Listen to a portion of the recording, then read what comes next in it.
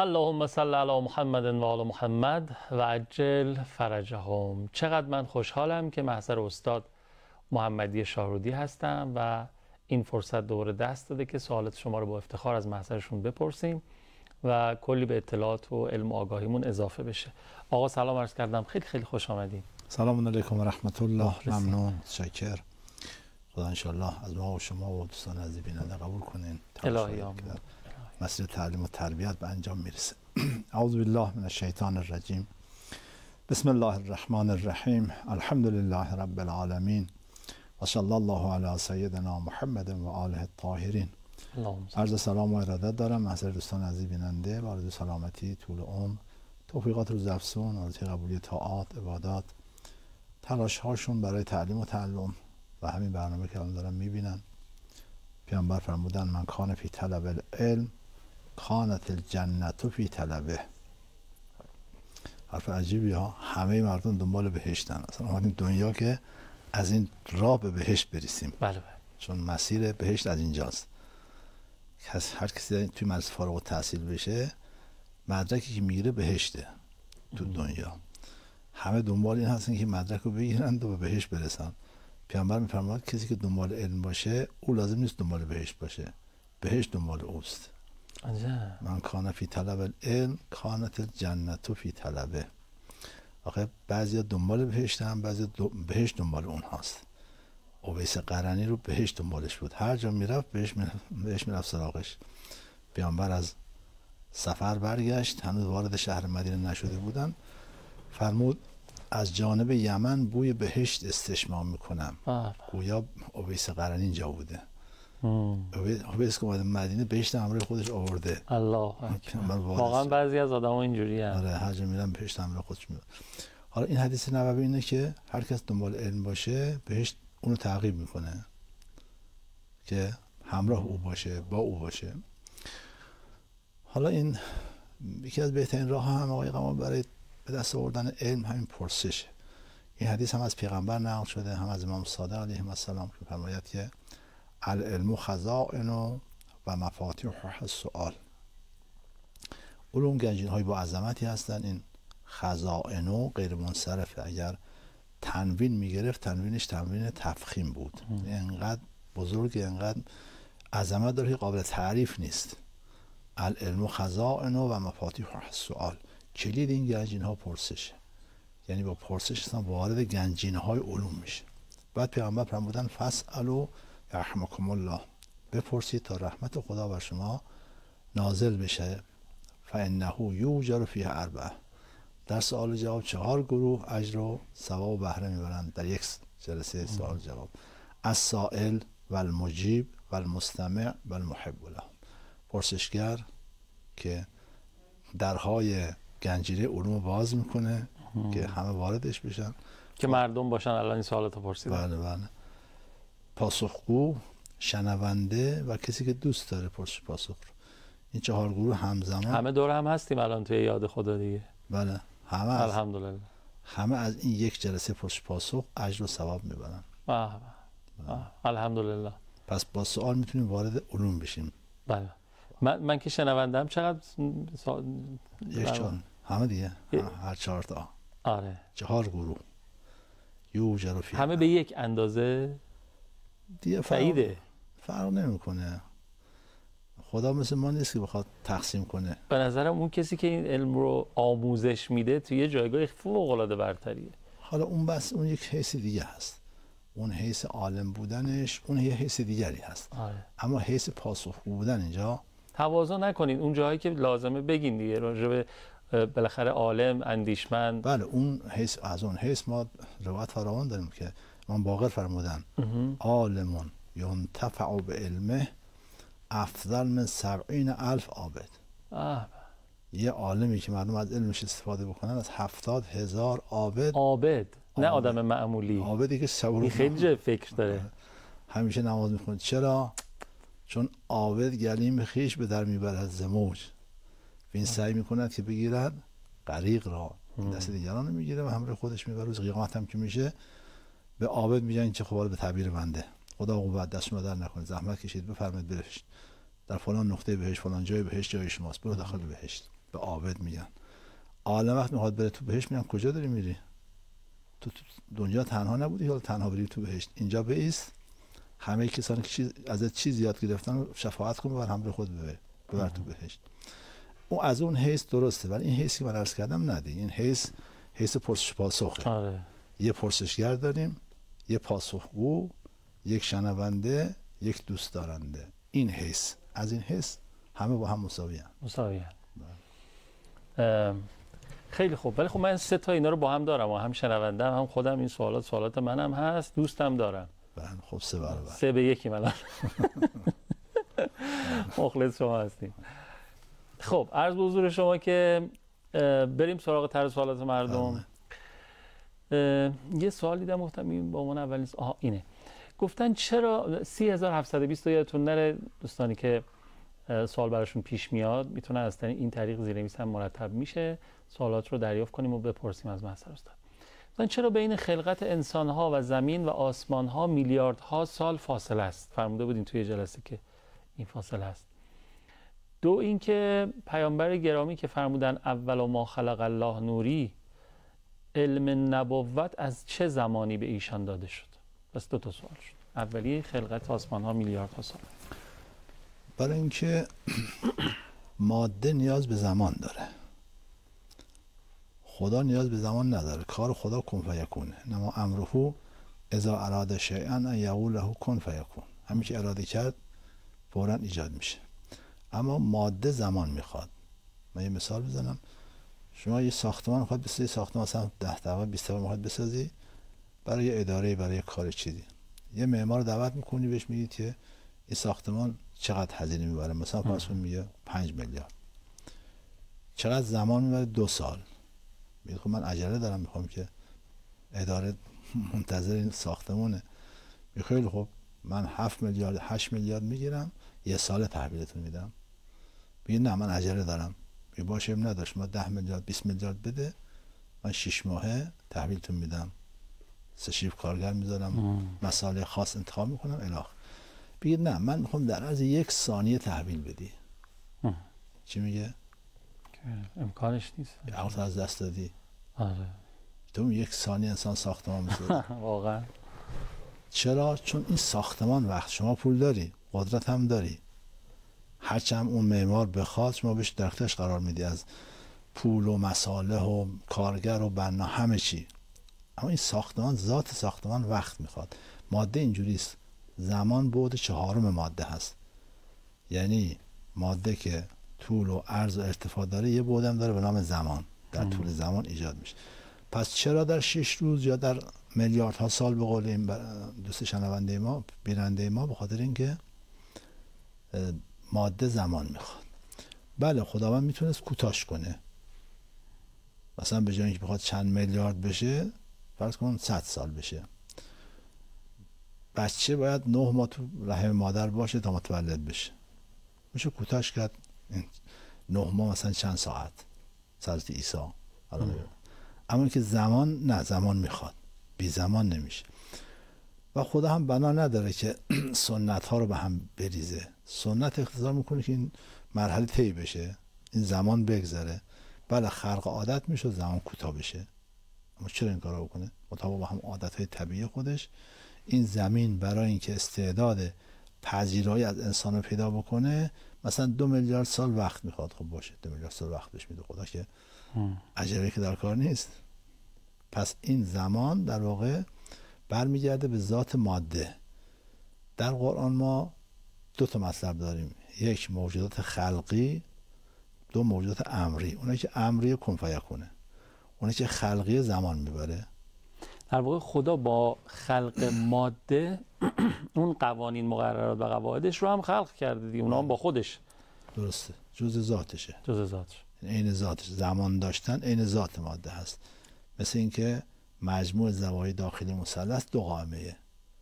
مثلث باشه این 2 قائمه بودن هم حتما جزء ذاتش. خدا میتونه یه مثلث ایجاد بکنه که 4 تا مثلا اون دیگه مثلث نیست، اون مربع میشه، مستطیل میشه. قبلا این کارو کرده متوسطش مربع. بله اون مستطیل یا مربع است. این نکته. پس این که چرا سال طول کشید، این حالا سوال مهمی هم نیست که من همین مقدار بحث می‌کنم. اما سوال دومشون که علم نبوت از چه زمانی؟ که پیامبر فرمود اول ما خلق الله نوری. ما باید دو وجود پیامبر رو از هم تفکیک کنیم، یک وجود نوری پیامبر یا وجود ملکوتی پیامبر، دو وجود ناسوتی و طبیعی پیامبر. به لحاظ وجود ناسوتی و طبیعی پیامبر ما آخرین پیامبر دیگه بله. و فرزند آدم ابوالبشر هم هست، نمیتونه قبل از آدم باشه که. باید آدم بیاد 100 نسل تقریبا بگذره تا به پیامبر برسه. بله. یعنی حدود 10,000 سال بگذره تا پیامبر متولد بشه. اول باید زمین باشه، مدت‌ها زمین هست ولی انسانی رو زمین نیست. به اعتبار این پیامبر ما خاتم الانبیاست، آخرین پیامبره. درست. پس اول نیست. به اعتبار وجود نوریش بله او اول ما خلق الله، یعنی همه عالم به وساطت وجود او آفریده شده. این دوتا، اون که وجود نوری پیامبر باشه اول، منتها نه اولیت زمانی، چون زمانی اصلا وجود نداره، اولیت رتبی. از حیث وجود ناسوتیش نه، پیامبر آخره، اول نیست. پس اول ما خلق الله چیه؟ هم وجود نوری پیامبره. اون میشه عقل اول، میشه صادر نخستین، میشه واسطه فیض خدا به عالم. عالم هر چی که دارد از طریق وجود پیامبر به اهل بیت داره. به یمنهم رزق الورا، به سبب وجود اینها بقیه عالم روزی میخورن و به وجود هم ثبتت الارض و السما، آسمان زمین وجود اینها برپاست. اون اول ما خلق الله نوری این وجود پیغمبره، نه اون وجودی که تو ذهن این برادر یا خواهر بیننده ما بوده که وجود ناسوتی باشه. اما این که علم پیامبر از که بود؟ از زمانی که پیامبر بود، حالا چه وجود نوریش چه وجود ناسوتیش، پیامبر در کودکی هم اون علمی که لازم بود رو داشت. علمی که باید با اون علم عرض کنم که عبادت میکرد خدا رو، با اون علم خدا رو میشناخت. اون علم پیامبر از همون کودکی داشت.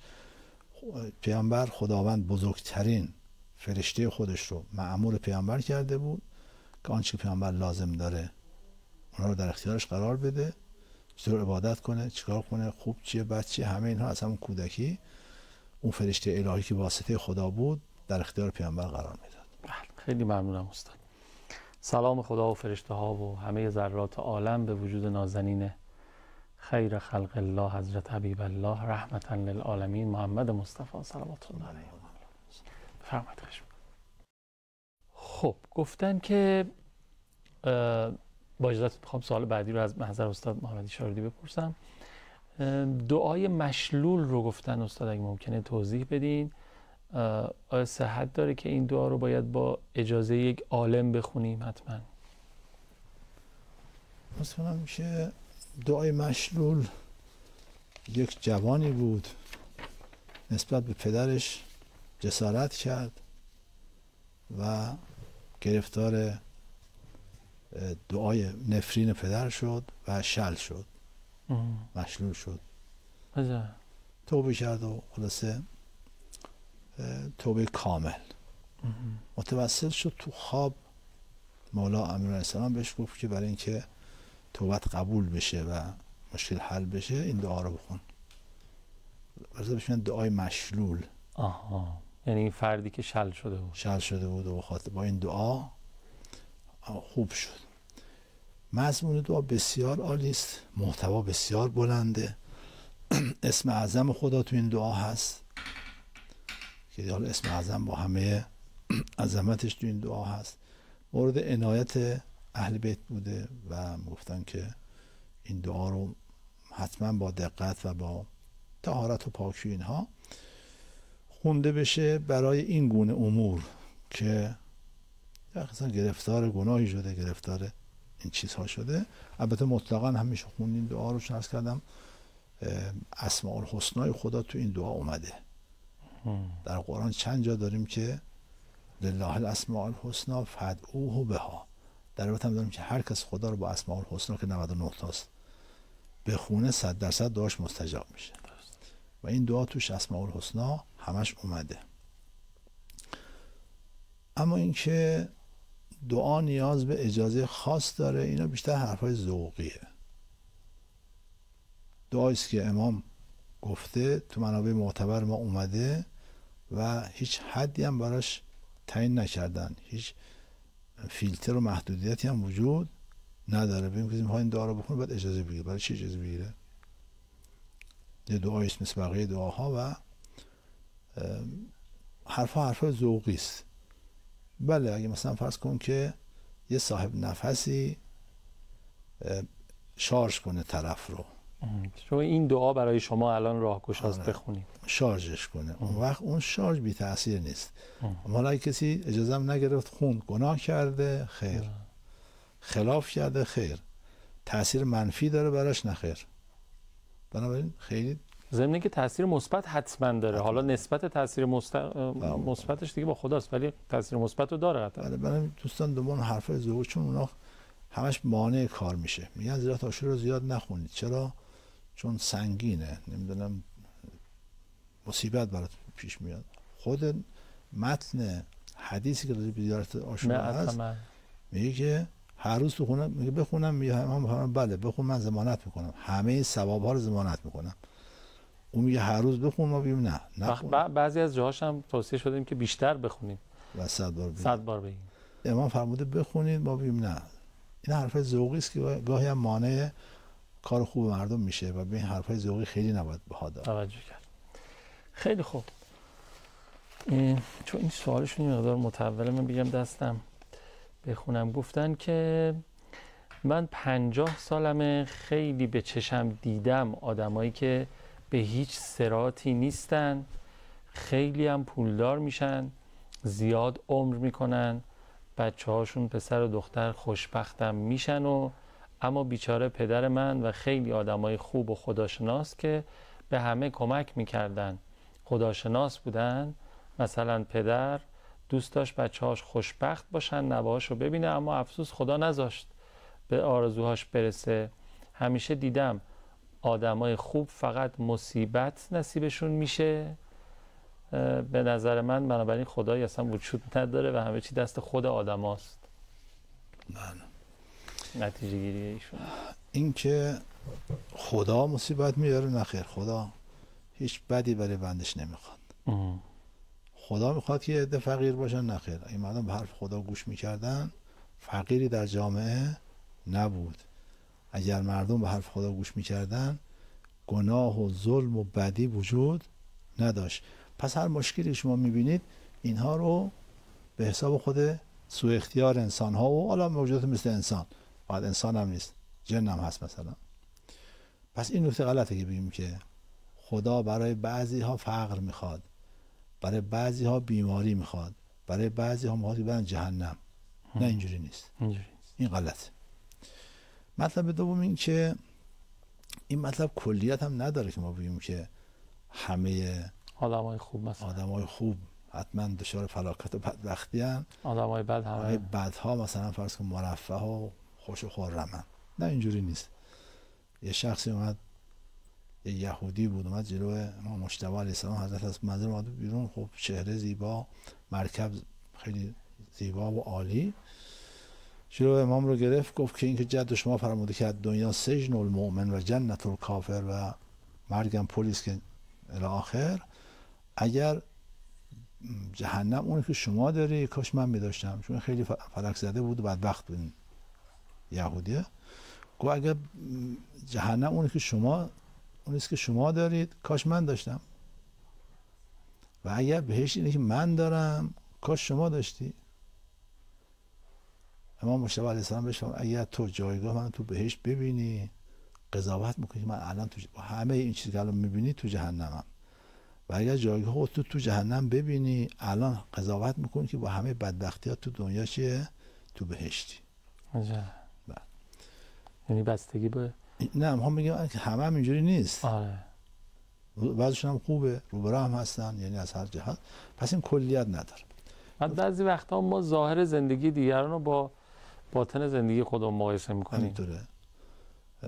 از کنم که از برون چون قبر کافر پرخلل و درون قهر خدا عزوجل. اصلا ما بیرونش میبینیم فکر میکنیم چه خبره، گل و بلبله، بیرونش مردم کشته، درونش خودش کشته. مثلا بعد اینکه شما هدف آفرینش رو اشتباه گرفتید، خیال میکنم اومدیم دنیایی که اینجا خوش بخوریم، خوش بخوابیم، خوش شهرورانی کنیم، بعدم بریم. اینجوری میشد که خدا حیوانات رو خلق کرده بود دیگه. چه نیاز بود اصلا ما خلق؟ انسان برای چی خلق کرده؟ یا هدف زندگی اینه که انسان فقط در رفاه بگذرونه؟ نه، هدف این نیست. هدف آدم شدنه. هدف تو این امتحان شرکت کردنه. هدف اینه که انسان به قول قدیمی دود چراغ بخوره تا چیز یاد بگیره. الجنت محفوفة بالمکاره. بهشت به همین ناخوشایندها، همین چیزها پیچیده شده، همین گرفتاری ها، همین امتحان ها انسان رو به مقصد میرسونه. اگه هدف اونه، بعد بیاید بررسی کنید ببینید کی به هدف رسیده. کسی از لحاظ مالی وضع خوبی نداره ولی در انسانیت مقامی رو به دست آورده. کسی وضع مالیش خوبه، مثل حیوانی که عرض کنم که سری در آخور داره، اصلا توجه نداره برای چی زندگی میکنه، کجا هست. ببین نسبت به اون هدفی که ما برای اون هدف به دنیا اومدیم کی جلو داره. خواهید دید که کسانی که غالبا برخوردها غالبا عقب مانده هستن و اونها محروم ها غالبا به مقصد نزدیکتر و در مسیر کمال بالاتر رفتن. پس شما این مطلب رو فراموش نکنید. این عرض کنم که هدف رو به دنبال هدف باشیم. حالا اگه انسان به دنیا هم رسید برسه نداره، نه هم میگم که تعارض هست، اما هدف دنیا نیست. هدف اون خوردن و خوابیدن اون چیزها نیست. مطلب بعد این که عرض کنم که خب اونا گاهی مثلا طرف کار میکنه، زحمت میکشه، خب وضعش خوب میشه. کسی تنبلی میکنه، خب وضعش خوب نمیشه. و از عقل معاش استفاده میکنه، استفاده نمیکنه. اون جوامعی که دچار تنبلی و سستی و رخوت و نمیدونم کمکاری و بدکاری هستن، خب بله این عقب ماندن. فردم همینطوره. باید تلاش کرد، باید دنبال علم بود، دنبال عرض کنم تولید ثروت بود. این هم جز عبادت دیگه. اینا باید انسان انجام بده. این هم خودش یک نکته است که باید دقت بشه. حاصل این که اگر ما هدف رو گم نکنیم خواهیم دید که رفاه انسان، سعادت انسان، خوشبختی انسان به برخورداری مادی تنها و قدرت‌های مثلا سیاسی این چیزها نیست. سعادت انسان به تقواست، چه زن باشه چه مرد، چه ثروتمند باشه چه فقیر، به علم، به ایمان، به جهاد، مجاهدت در راه خدا، به پاکی، به عبادت. این هاست که انسان اینها هم فرقی نمیکنه بین اینکه انسان حالا برخوردار باشه یا برخوردار مادی. غالبا برخورداری های مادی انسان رو از راه باز میداره، کمتر انسان ها به مقصد میرسن. بعضی نکات بود تو سوالش که دیگه من فراموش کردم کنم. آره یه نکته است، حالا من این جملهشون خیلی تو چشمم به چشمم میاد، این البته فرصت نیست، یه شبهه‌ای هم شاید باشه، اینو بذاریم تو جلسه آینده به عنوان سوال اول مطرح بکنیم که گفتن آدم خوبا اکثرا درگیر مصیبت و بلا میشن، که من گفتم اینجوری نیست. آره که شما فهمیدین اینطوری نیست. من میخوام یه نقدی بزنم و یه مقدار بیشتر راجعش صحبت بکنیم جلسه آینده، مردم روش فکر بکنن. با اجازه شما خیلی ممنونم، استفاده کردیم، دست شما در نکنه. مراقب خودتون و خوبیاتون باشین.